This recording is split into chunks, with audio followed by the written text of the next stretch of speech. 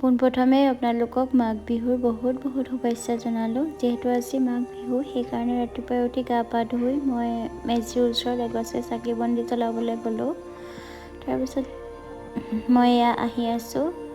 ওচৰৰ আণ্টি দুগৰাকীৰ ঘৰতে মেজি বনোৱা হৈছে। যিহেতু আমাৰ ইয়াৰ ওচৰত কোনো ধৰণৰ পথাৰ বা ফিল্ড সেনেকৈ নাই, সেয়ে এনেকৈ কৰিয়ে পৰম্পৰাবোৰ ৰক্ষা কৰা হয়। ঘৰতে বনোৱা হয় মেজিটো।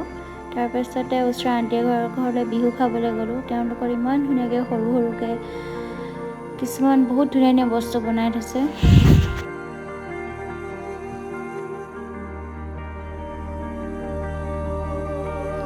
এয়া তাৰপিছতে আমাৰ এয়া ওচৰৰ বৰমা, তেওঁ নাচি আছে।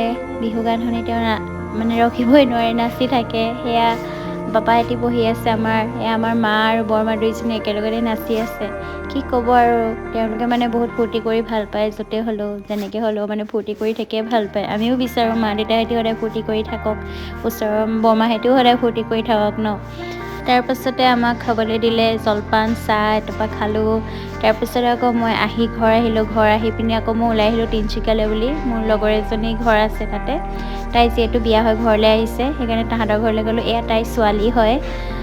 ইমান মৰম লগা চাওকচোন পোৱালীজনী।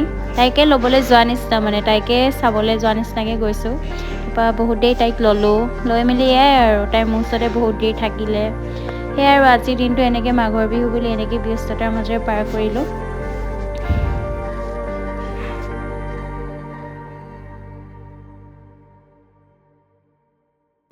তাৰপাছতে মই ঘৰলৈ আহিলোঁ। সেয়াই আছিলে আজি মোৰ দিনটোৰ ব্যস্ততা। নেক্সট লগ পাম এটা নতুন ব্লগৰ সৈতে। আজিলৈ আহিছোঁ, ধন্যবাদ।